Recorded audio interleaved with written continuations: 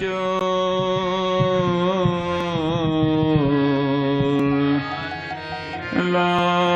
প্রেম ধন করুণা প্রচুর জয় নীল প্রেম ধন করুণা প্রচুর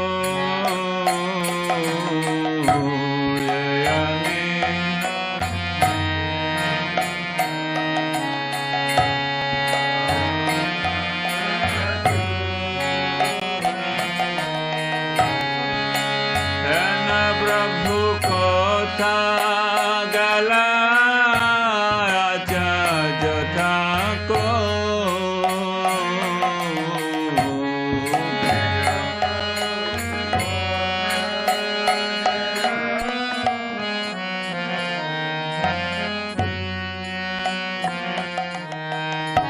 कहा मोरा स्वरूप रूप सनातन का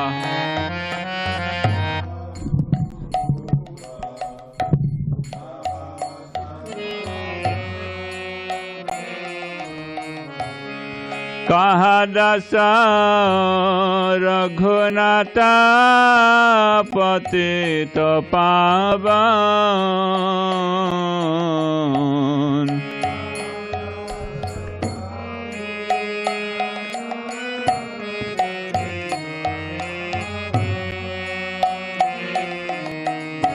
कहा मोर भट्ट जुग कहा कबीरा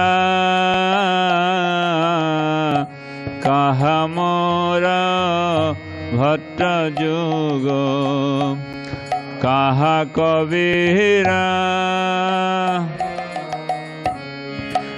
एक कल कोथा गला गौर नटोरा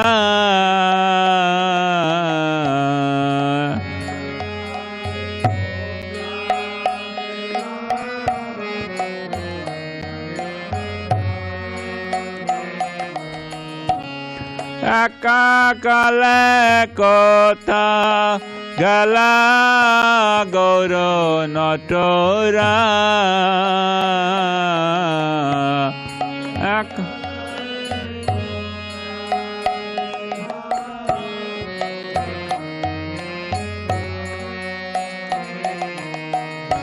पासने कोटिव माथा अनले पशिब बसने कोटिव माथा अनले गौरांग गुणेर निधि कथा गले पाब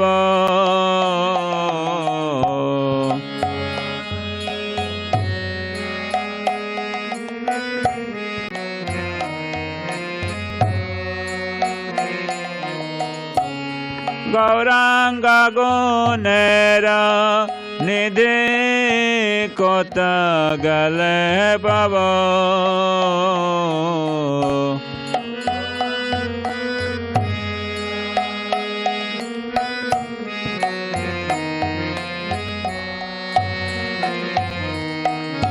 से सब संगीर संगे जे कोइल बिला से सब संगीर संगे जे कोइल बिला श्री संगना पैया कदे नरोत्तमोदा संगना पैया कदे Narottam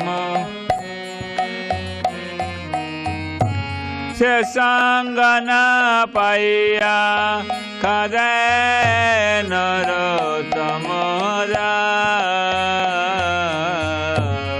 se sangana paya kade narotam jaya nila premadana karuna prachur jaya nila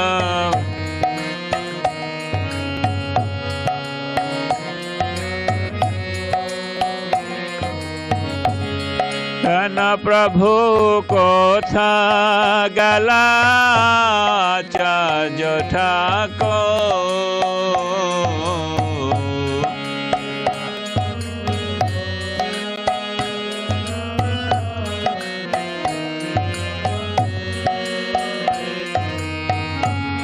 Jana Prabhu kotha gala Acharya Thakur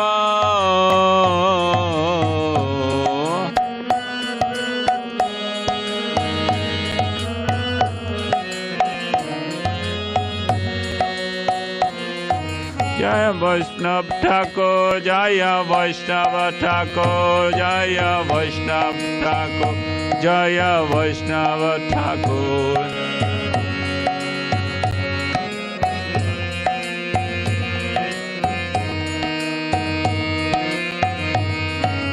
Nitai Gaur Hari Bol, Hari Bol, Hari Bol, Nitai Gaur Hari Bol.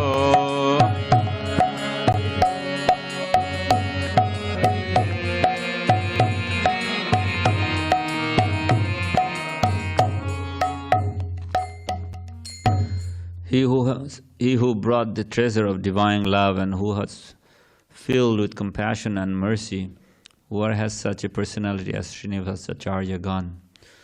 Where are my Swarup Damodar and Rupa Goswami? Where is Sanatan? Where is Raghunath Das, the savior of the fallen? Where are my Raghunath Bhatta and Gopal Bhatta? And where is Krishna Das Kaviraj? Where did Lord Gauranga, the great dancer, suddenly go?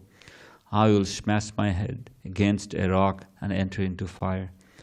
Where will I find Lord Gauranga, the reservoir of all wonderful qualities? Being unable to obtain the association of Lord Gauranga, accompanied by all of these devotees in whose association he performed his pastime, Narottam Das simply weeps.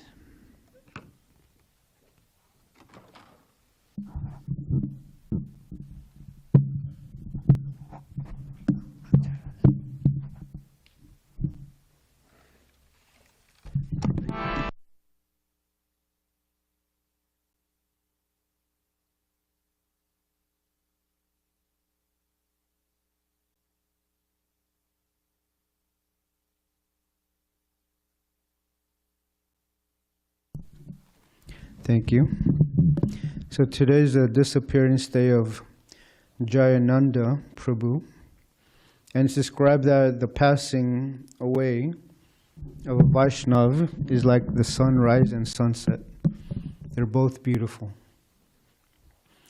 So I'll share a few quality of Jayananda Prabhu. This is a paper written by Kalakanta Prabhu. Anyone who wants to know Dravida Prabhu can send them to. What's the email? Dravida108@gmail.com. Chandan Acharya Prabhu remembers the special feature about Jayananda. He was completely enamored by Krishna consciousness. Even when he'd go out on incense runs all by himself, he would rise every morning before 4, have a little Mangal Artik, chant all his rounds, read and cook prasad. He never deviated. He loved it. He was completely happy as long as he was practicing Krishna consciousness. Take prasadam, for example. Jayananda worshipped prasadam. When a little prasad spilled on the floor, he would always bend down on all fours and lick it up. He loved to cook, offer, distribute, and eat prasad in a big way. He would always take prasad with him and distribute it, whether he was making a boga run, buying bulk foods from the market, or taking a chanting party downtown. He would even say prasadam in a special way that made you immediately want to take some. Jayananda knew how to attract people to Krishna consciousness with the prasadam weapon. When a new devotee came, for example, Jayananda would see to it that he was sumptuously fed with prasadam. When Jambavan Das was just becoming a devotee, Jayananda would bring him a plate of prasadam so big that he thought he could never eat it all. When he finally did finish the plate, Jayananda immediately put an identical plate down before him. "I can't eat that," said Jambavan. Srila Prabhupada said, "We should eat till we waddle like a duck," said Jayananda. Jambavan would finish the second plate. Of course, Jayananda himself could be found honoring large quantities of prasad throughout any time, day or night. He was the kind of devotee who would come up to you at 10 o'clock with some peanut butter halwa and say, "Hey Prabhu, come here, check this out." 10 at night. Another example of his attachment to Krishna consciousness is Jayananda's love for kirtan, chanting. Jayananda was always eager to take the whole temple out on Harinam, chanting parties. He had a special attraction for chanting in the streets. Whether kirtan was held in the temple or in the street, Jayananda could always be seen dancing and chanting enthusiastically. When he was making Maharaj Das into a devotee, Jayananda would visit his house and have big kirtans. Even if there were only 2 of them, they would jump and chant, "Nitai Gaur Haribol." Also, Karandar recalls how one day, after working very hard for 10 hours straight, Jayananda suddenly announced, "Hey, it's 10 to 7, let's go to Arctic." Everyone else was so tired that Arctic was the last thing on their minds. But Jayananda quickly jumped into the shower and then bounced down to the temple room for Arctic. Of all the processes of Krishna consciousness, Jayananda was most attached to preaching. Whether it was during the Sunday feasts, while making incense runs, or while building Rath Yatra carts, Jayananda was always trying to find some person with whom he could share his ecstasy in Krishna consciousness. His preaching was very simple and easy to listen to. We just have to keep chanting and have faith in the name. We just have to chant and take prasadam. Srila Prabhupada is so kind to give us such a simple process. Karandar remembers how Jayananda preached to him on his first day in the temple. As they worked together preparing a little garden for Srila Prabhupada at the old Los Angeles temple, Jayananda said, "You know, things don't always go just right in Krishna consciousness.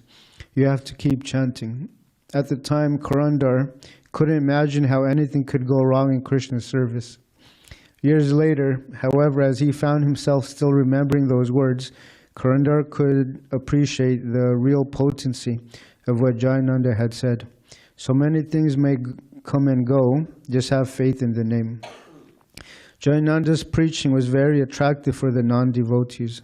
Chandan Acharya recalls seeing Jayananda engaged in preaching late one night. It was 11:30, and Jayananda was up fixing a broken down Sankirtan van. As he lay on his back working under the van, he preached to 2 hippies who were standing nearby. All they could see of him was a pair of legs. But they stood by listening, completely absorbed, as Jayananda worked and preached away. As soon as he felt a person was at all ready, Jayananda would preach to him about chanting and about Srila Prabhupada. There was no protocol or strict etiquette, just sincere and confidential glorification of Krishna. True to his character, Jayananda was often seen preaching to guests from his wheelchair, even during his last days in this world. Devotees who knew him could tell from a distance exactly what he was saying. You just have to have faith in the name. Jayananda Prabhu ki Jai. Thank you, Durga Prabhu. So now we'll continue with Srimad Bhagavatam. Canto 8, Chapter 8, Text 21. Dharma kvachit tatra na bhutasauridam tyagaha kvachit tatra na muktikaranam viryam napumso asti ajavega nishkritam na hi dvitiyo gunasanga varjitaha dharma kvachit tatra na dharma kvachit tatra na bhuta sauridam tyaga kvachit tatra na mukta karinam viryam napumsostiaja vega nishkritam nahi dvitiyo gunasanga varjitaha dharma kvachit tatra na bhuta sauridam tyaga kvachit tatra na mukta karinam viryam napumsostiaja vega nishkritam nahi titiyo gunasanga virjita dharma kvachit tatra na bhuta sauridam tyaga kvachit tatra na mukti karanam viryam napumsostiaja vega nishkitram nahi dityo gunasanga virjitaha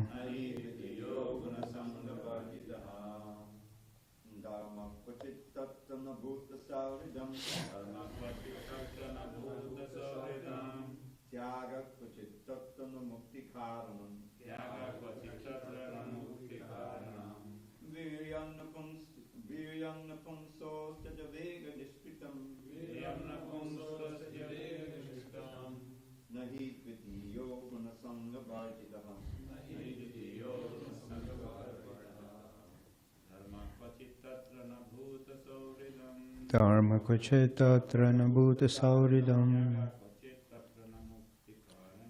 tyaga kvachit tatra na mukti karanam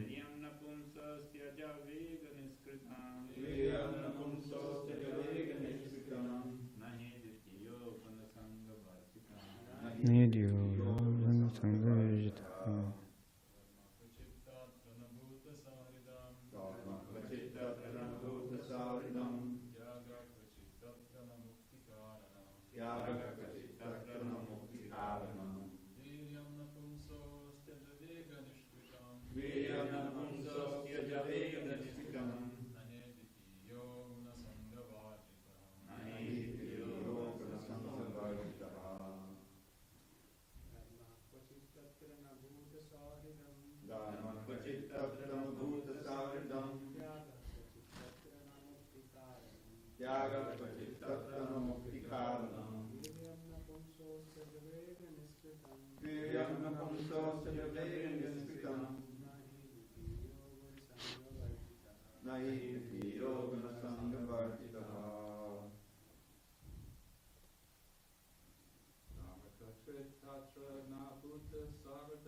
dharma kvachit tatra na bhuta sauridam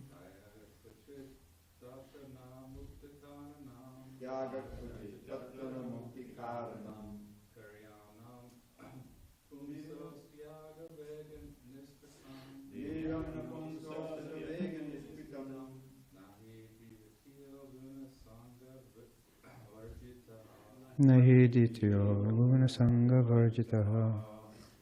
Anyone online would like to chant? Dharma kvachit tatra na bhuta sauhridam Dharma kvachit tatra na bhuta sauridam Tyaga kvachit tatra na mukta karanam. Tyaga kvachit tatra na mukti karanam.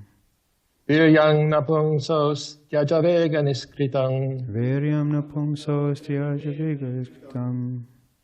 Nahi dvitiyo gunasanga parjitaha. Nahi dityo sang. Dharma kvachit tatra nabhuta soridam. Dharma kvachit tatra nabhusaridam. Tyaga kvachit tatra namukti karanam.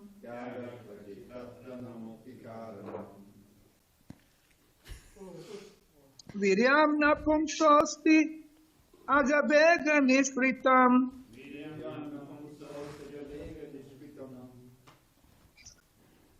Nahi dvitiyo gunasanga varjitaha. Thank you. Dharma, religion. Kvachit, one may have full knowledge of. Tatra, therein. Na, not. Bhuta sauridam, friendship with other living entities. Tyagaha, renunciation. Kvachit, one may possess. Tatra, therein. Na, not. Muktikaranam, the cause of liberation. Viryam, power. Na, not. Thank you, Sareshwar. Pumsaha, of any person. Asti, there may be. Ajavega nishkritam, no release from the power of time. Na, nor. He, indeed. Dvitiyaha, the second one. Gunasanga varjitaha, completely freed from the contamination of the modes of nature. Translation and purport by His Divine Grace. A.C. Bhaktivedanta Swami Srila Prabhupada. Someone may possess full knowledge of religion, but still not be kind to all living entities. In someone, whether human or demigod, there may be renunciation, but that is not the cause of liberation. Someone may possess great power and yet be unable to check the power of eternal time. Someone else may have renounced attachment to the material world, yet he cannot compare to the Supreme Personality of Godhead. Therefore, no one is completely freed from the influence of the material modes of nature. Purport. The statement Dharma kvachit tatra nabhuta sauridam is very important in this verse. We actually see that there are many Hindus, Muslims, Christians, Buddhists, and religionists of other cults who adhere to their religious principles very nicely, but are not equal to all living entities. Indeed, although they profess to be very religious, they kill poor animals. Such religion has no meaning. Srimad Bhagavatam 1-8 says, Dharma swanusti shtitaha pumsam vishvakshena katasuya no padayat yadri ratim shrama evahi kevalam. One may be very expert in following the religious principles of his own sect, but if he has no tendency to love the Supreme Personality of Godhead, his observance of religious principle is simply a waste of time. One must develop a sense of loving Vasudeva. Vasudeva sarvam iti sa mahatma sudurlabhaha. The sign of a devotee is that he is a friend to everyone, suridam sarvabhutanam. A devotee will never allow a poor animal to be killed in the name of religion. This is a difference between the superficially religious person and a devotee of the Supreme Personality of Godhead. We find that there have been many great heroes in history, but they could not escape from the cruel hands of death. Even the greatest hero cannot escape from the ruling power of the Supreme Personality of Godhead when Krishna comes as death. That is described by Krishna himself. Mityu sarva haraschaham. The Lord, appearing as death, takes away a hero's so-called power. Even Hiranyakashipu could not be saved when Nrsimhadev appeared before him as death. One's material strength is nothing before the strength of the Supreme Personality of Godhead. Om Jnana Timirandasya Jnananjana Shalakaya Chakshurnmiltam Yena Tasmai Shri Gurave Namaha. Namo Vishnupadaya Krishna Pristaya Bhutale Srimati Bhadri Narayan Swami Namani. Namo Vishnupadaya Krishna Pristaya Bhutale Srimati Bhakti Vedanta Swami Namani. Namaste Saraswati Devi Gauravani Pracharane Nirvishesha Shunyavad Paschatya Dishcharane. Jai Shri Krishna Chaitanya Prabhu Nityananda Shri Advaita Gadadhara Shivas Hari Gaura Bhaktavinda. Hare Krishna Krishna Krishna Hare Hare Hare Rama, Rama Rama, Hare Hare. So like what Mukunda Charna Prabhu was saying yesterday, everyone's looking for Mr. Right and everyone's looking for Mrs. Right. They got to have these qualities. And relationships today are based on how can you fulfill my expectations. Srila Prabhupada, he points out that so many different religions, they claim to be religious or following their religious principles, but when it comes to animal killing, they miss this point. You guys know the famous interview of Srila Prabhupada with that Cardinal Danielu. Srila Prabhupada was making this statement that, killing animals is a sin, but this priest, he said, how can we move on to higher topics? And then Srila Prabhupada, how can we move on to higher topics if you can't understand lower topics? On book distribution, you hear that all the time. I'm Christian, Jesus is the only way. And we tell them that's fine, but do you know the commandment, thou shalt not kill? And then they say they make up some justification for them to eat animals. They say that they argue that God gave animals for what is it called? Dominions.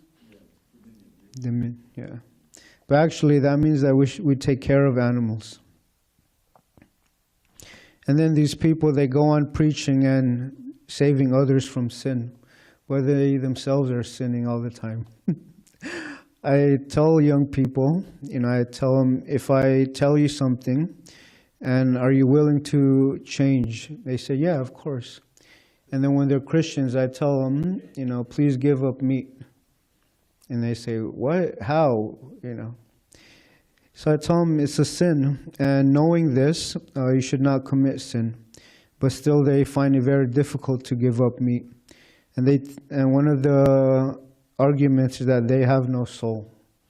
Right? That's why we can just eat animals, because they have no soul. And then when you ask them, what do you know about the soul? They have no idea.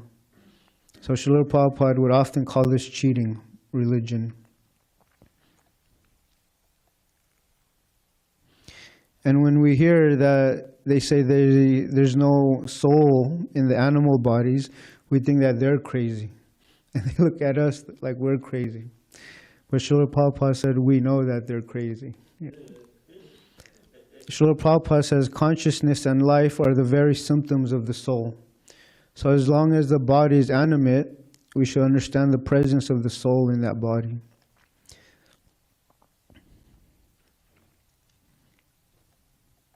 One must develop a sense of loving Vasudeva.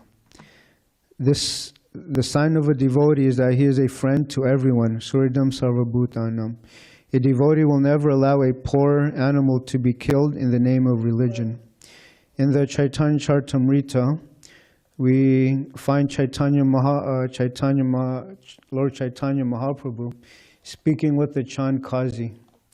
And he was debating.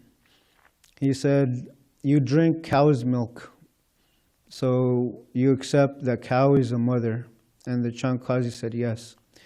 And then Chaitanya Mahaprabhu said, what religion accepts taking milk from the mother and then killing and eating her.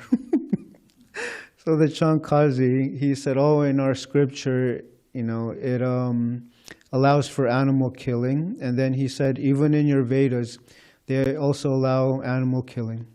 But Chaitanya Mahaprabhu, he said, there is a section of that in the Vedas, but it's not to kill the animal, but to test the efficacy of the mantras.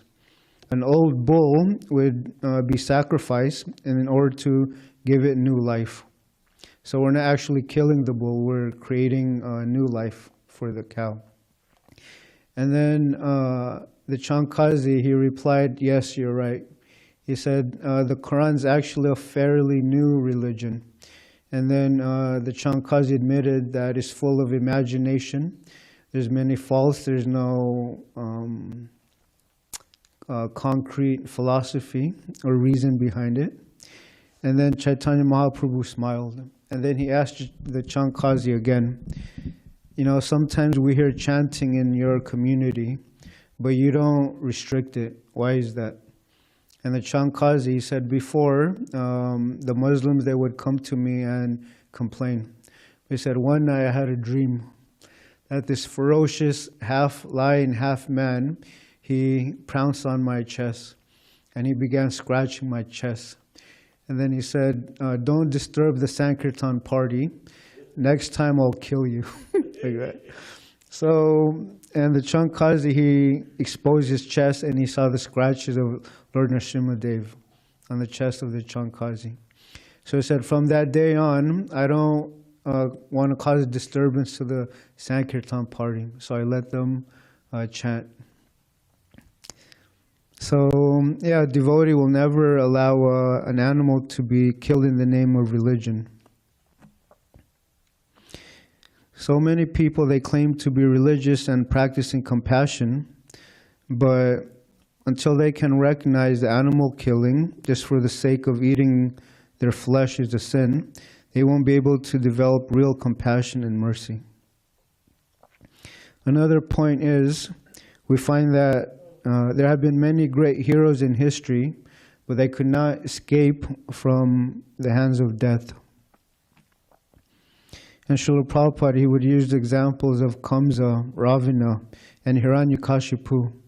They were really big demons, actually. They were able to control the universe just by the raise of their eyebrow. The demigods, they were taking orders of Hiranyakashipu. But ultimately, they had to succumb to death. Krishna comes in such a way to fulfill, either Lord Brahma or Lord Shiva's benedictions to the demigods, but still find a way to kill the demons. Hiranyakashipu, when he was asking Lord Brahma the different,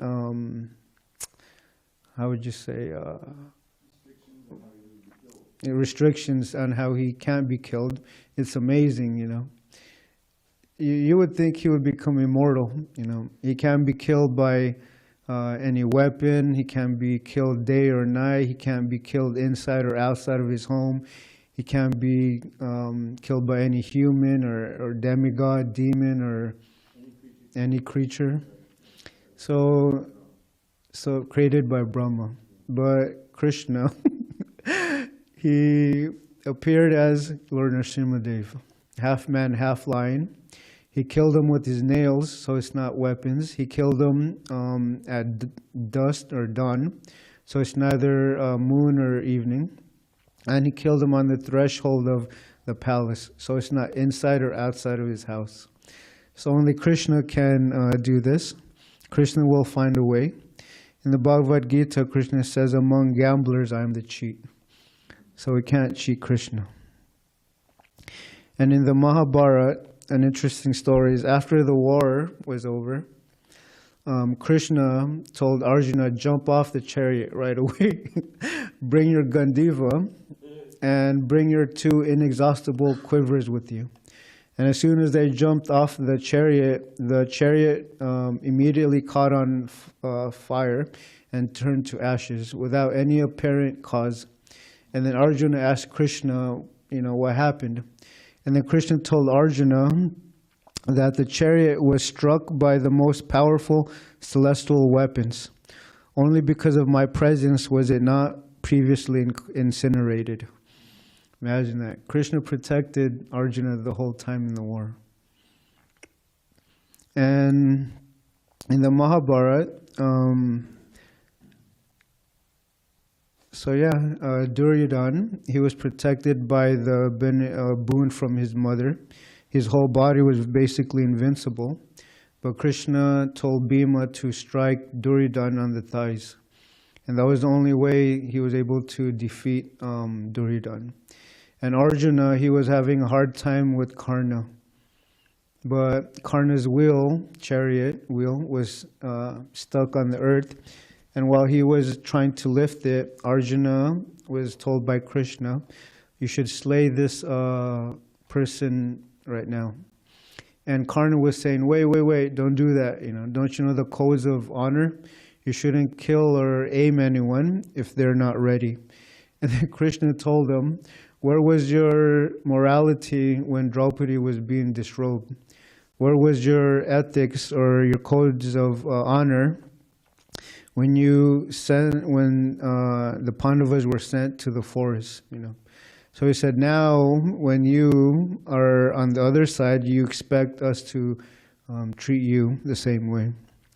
And then Krishna told him there's no sin in this. So Arjuna immediately took crescent-headed arrows and he severed the head of Karna. In someone, whether human or demigod, there may be renunciation, but that is not the cause of liberation. So this is a big misconception among so-called yogis, that the perfection of their dry renunciation is liberation, like the Buddhists. And because their renunciation is incomplete or partial. At best, they are placed in the Brahma Jyoti, and since their mind and desires are not satisfied, they return to the material world again. And Srila Prabhupada says to start up philanthropy work. So renunciation itself doesn't cause liberation. So the only person Lakshmi Devi can truly be satisfied with is Krishna, since he has unlimited qualities. And in the 10th canto of Srimad Bhagavatam, we find descriptions of these qualities, and I'll share a few. So this is Lord Brahma speaking. Or I think it's Narada Muni. The spiritual qualities of Krishna are also unlimited. Great personalities like Lord Brahma, Lord Shiva, and the four Kumaras cannot estimate the spiritual qualities of the Lord. In time, great scientists may be able to count all the atoms of the universe, all the stars and planets in the sky, and all the particles of snow, but who among them can count the unlimited transcendental qualities of the Supreme Personality of Godhead? He descends on the surface of the globe for the benefit of all living entities. To say nothing of Lord Brahma, even Lord Ananta, who has thousands of heads, cannot reach the end of the Lord's transcendental qualities, even though he is continuously chanting their praises. Even Lord Krishna himself cannot find an end to his own transcendental qualities. This is amazing, huh? Krishna. After Lord Brahma kidnapped the cowherd boys and calves to test Krishna, Krishna, understanding Lord Brahma's mind, manifested the same cowherd boys and calves, and then they all turned into the four-handed Vishnu form. Lord Brahma was amazed and astonished. Lord Brahma said, there are people who say, I know everything about Krishna. Let them think that way. As far as I am concerned, I do not wish to speak very much about this matter. O my Lord, let me say this much. As far as your opulences are concerned, they are all beyond the reach of my mind, body, and words. My Lord, your opulence is like an unlimited ocean of nectar, and it is verbally and mentally impossible for me to realize even a drop of that ocean. So, for us, who is Krishna? And why is he so important to us? All the great pure devotees of Krishna have realized that he is actually our very life and soul. So we should always meditate on Krishna and his qualities, his pastimes, his devotees. Okay, I'll end with some Sankirtan stories. I was speaking to a couple at Balboa Park, and I said, "How are you guys?" And one of them said, "I'm pretty happy." So I reached over and I gave him hiding in unnatural happiness. And then he said, "You got me." So the girl, she was laughing. She said, "How did you know he was going to say that?" And I said, "So many people claim to be happy, but in actuality, they're not." So I explained this book by His Holiness Devamrita Swami, that most people, they try to create this artificial happiness around them, depending on external things. So I asked the person, "What makes you happy?" And he started naming, his work, this and that. And I said, "This is exactly my point. So you should take this book." And then I gave him another book, which was The Journey of Self-Discovery. And I asked him, if you can answer these 3 questions, you don't need this book. So I asked him to turn over to the back. I said, the 3 questions are, who are you? Why is there suffering? And what is the meaning of life? And then the girl, she said, "Here, I'll pay for the books. He needs these." So they took the books. And then while they were walking away, the man, he pointed at me and said, "You got me." There was this Indian family, and I was trying to give them a Bhagavad Gita. And they said, "We have to take bath first and then touch the Bhagavad Gita. We have to be pure." And I said, "Do you know what compassion means?" And then they said, "Yes." And I told them compassion means to give out the Bhagavad Gita even if people are not qualified or fit to receive them. And then they stayed quiet. I said, that's why we're here. We're not worried about the intricate regulations of reading the Bhagavad Gita. We want to share the knowledge of the Bhagavad Gita. And I said, "Have you read Bhagavad Gita?" And they said, "Yes, we have Bhagavad Gita." And I said, "That's not the question. My question is, have you read Bhagavad Gita?" And I said, "No, no, no." And then the little girl, the daughter, she looked up at the mother and she said, "What is the use of having the Bhagavad Gita then?" Like that. So I told the little kid, I said, "You're very smart. You should get the Bhagavad Gita and read it to your parents." And the girl, she was smiling and she was nugging her, or she was pulling on her mom's shirt and said, Mom, we have to read Bhagavad Gita. This man said so." And I asked him, "Would you like to give a donation for the temple? We use the donation to print books, and we can keep sharing this knowledge." And then again, the little girl, she was telling the mom, "You better give a donation. They're doing things for a good cause like that." So the mom took out her purse and then she gave a donation. So I asked the little girl, I said, "Do you see any books that you like to read?" And she said, "I like to eat." So I said, "Take this Higher Taste book." And I was showing her the pictures and she said, "Mom, these look very yummy. Can you make them for me?" So I told the girl, "You can make them yourself. They're very easy and your mom can help you." So the girl was very pleased with the book. They gave a donation and they went away. There was a person that I met, his name was Scott, and he was intoxicated on the spot. He said, "I'm shrooming right now." And I was thinking, okay. But he was very nice. He was willing to listen. He was open-minded. And then I spoke to him about karma and reincarnation. And he said, "I always thought about that." So I gave him coming back. And then without me asking, he said, "I'd like to give you a donation." So this person, he was, he was very high, but still he recognized the importance of distributing the books. And then he said, "I'm going to go sit under a tree, and while my high is going down, I'm going to read this book." I said, I think you're going to find it very lifting, being high like that. So we started laughing. And then earlier this week, I spoke about this person named Cameron, and he was an individual that was in the AA meetings, and then now he's turned towards spirituality. He was the one that said he would take 32 shots a night. And then he said he lost his father, his suffering. So this was one of the impetus that led him to searching out.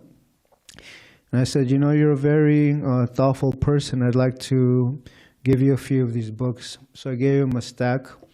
Science of Self-Realization, Coming Back, Higher Taste, and Chant and Be Happy. And I said, after reading these books, you'll always find happiness. And he said, that's what I'm searching for. We exchanged numbers, and then as he was walking away, he said, can I take a photo of you? He said, my new hobby now is photography. Now that I don't like to drink, I found that photography has helped me to understand myself and this role a little bit more. So is it okay if I take a picture of you? And I told him on one condition: you should be in the picture with me. So he said, that's a great idea. So he took a selfie of both he and I. And then as he was holding the books, he said, this is a wonderful, what did he say? This is a wonderful incident that I've been looking for spiritual knowledge, and you're here at Balboa Park. And I told him I was exactly like you. I was chasing the wrong things. I thought I was happy. But ultimately, I knew I was actually suffering. So I told him, these books may change your life. So he agreed. He shook my hand and he said, thank you so much. And he went out, or he went on his way, taking photos. Okay, it's 8:35. Are there any questions or comments? I have a question, Yes, Vijay Krishna Prabhu. but Maitreya Prabhu is here. Maybe he would like to go first. Maitreya Prabhu?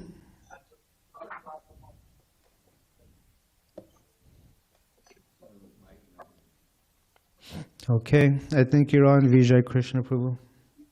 Yes, thank you very much. Govardhan Prabhu, you're most kind. Dandavat pranams. Prabhu, do you mind reading again the last sentence of the translation? Therefore, no one is completely freed from the influence of the material modes of nature.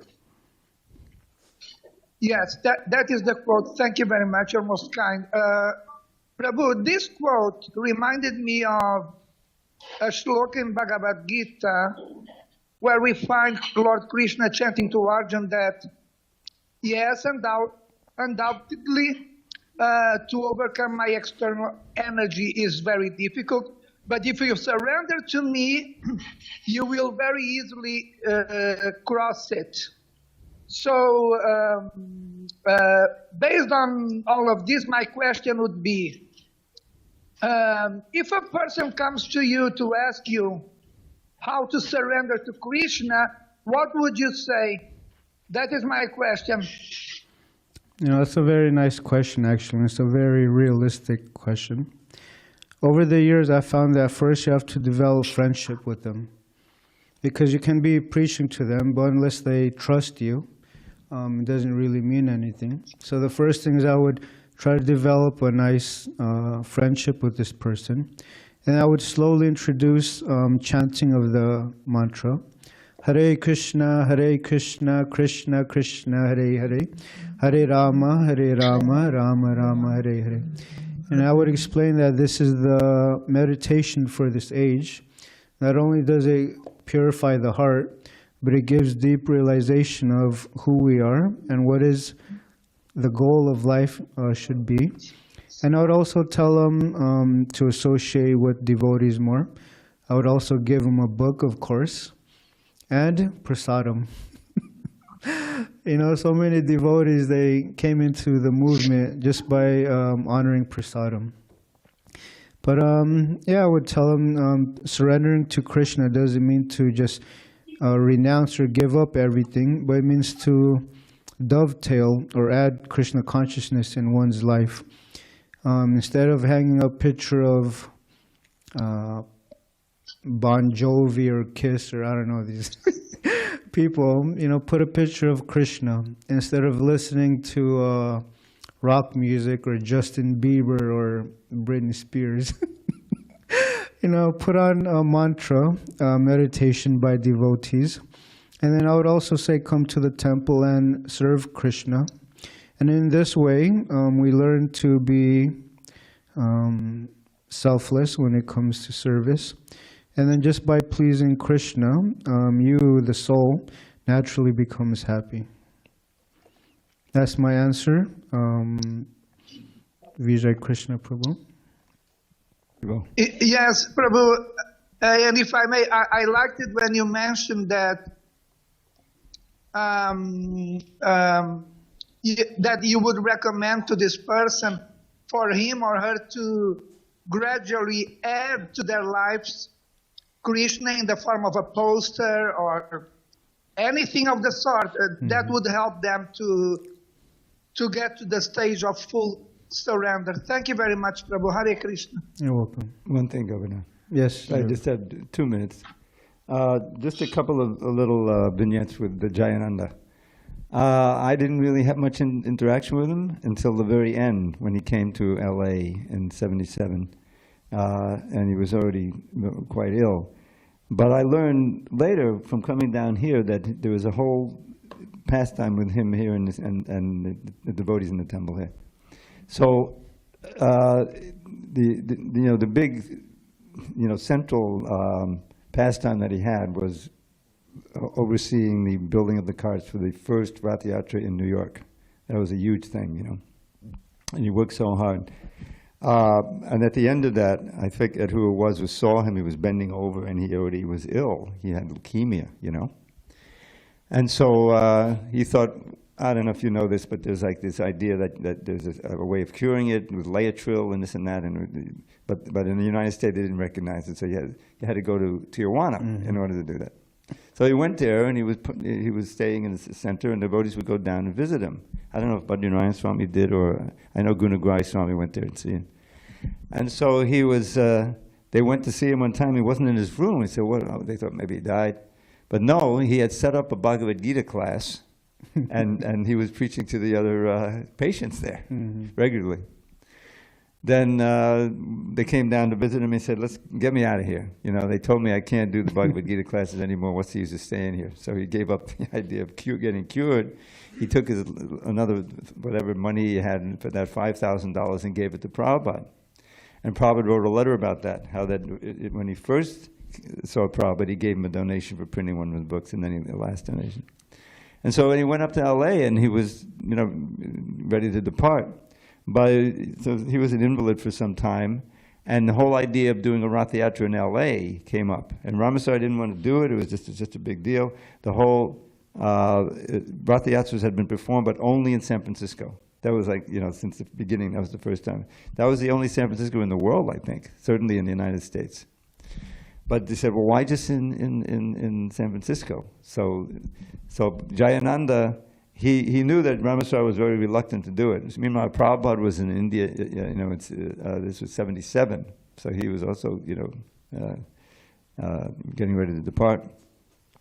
And Jayananda, despite Ramaswami's reluctance, he started calling up this person, ordering wood, and getting the whole thing moving, getting other devotees to come to LA so that to work with him. So seeing Jayananda's determination and that I think the ball was rolling, Ramaswami surrendered. And that Rath Yatra was amazing. They had elephants. Wow. They had several elephants carrying.